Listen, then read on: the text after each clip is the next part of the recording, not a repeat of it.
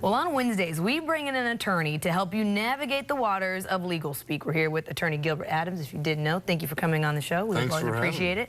All right, let's jump right into it so people can get their full explanation. So the first question we had, what can be done when your ex-spouse is not following the divorce decree? He has not given me medical insurance information for our child. He has not given me my property listed in the decree. What should be done? Well, and this questioner had some other things that the ex-spouse wasn't doing as well. But you have to remember, a divorce decree is an order from the judge, from the court. And most judges do not like people not complying with their orders.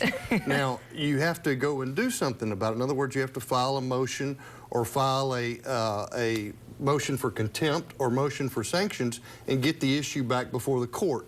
At that time, the court will make orders, and if there's actually contempt ordered, then the judge could throw him in jail for not complying. Don't be worried about your attorney's fees. I say that. In most cases where you have someone who's not complying like that, the judge is going to order that the attorney fees be paid. But that's a good thing. That's what this questioner will need to do, is go and get a lawyer, bring it up before the court, and the court will make sure his order is enforced. Awesome. All right. Question number 2. We bought a life insurance policy for my wife a year ago. She recently passed, and the insurance company called me and told me that they are refusing to pay on account of a failure to disclose an unrelated medical issue. Are they within their rights? Well, that's tricky. That is, the answer to the question is it depends. It depends on a couple of things. This question was brought from a man in Newton County who just lost his wife from an automobile collision unrelated to the issues that the insurance company is complaining about. Now, this is an insurance contract, so it would be their burden of proof to prove what they're claiming. They would have to prove that they are prejudiced on account of the supposed failure to identify something. And we do have statutes in Texas that allow for recovery of attorney fees if they are wrong. So what I suggest is definitely get a lawyer in this case and ask the insurance company to prove it.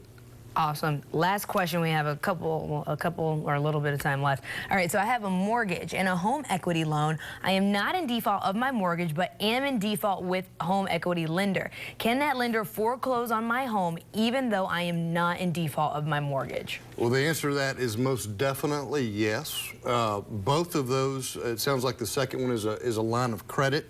Both of those are mortgages. And yes, even though you're paid up on your first mortgage, the second mortgager can indeed foreclose on your home and may do it at any time. So I would highly recommend that you get in compliance with whatever you agree to pay. And then just before we wrap things up, just wanted to get your contact information in case the people want to reach out to you. Sure. Maybe get their questions on air. Sure, we're on the internet at gta-law.com, or you can call me 835-3000. Awesome, and again, that info is on your screen. Thank you so much, attorney Gilbert Adams, always coming in with the good help, because God knows I can. Thanks for doing it. Thank you, Jasmine. Thank you. All right, it's time.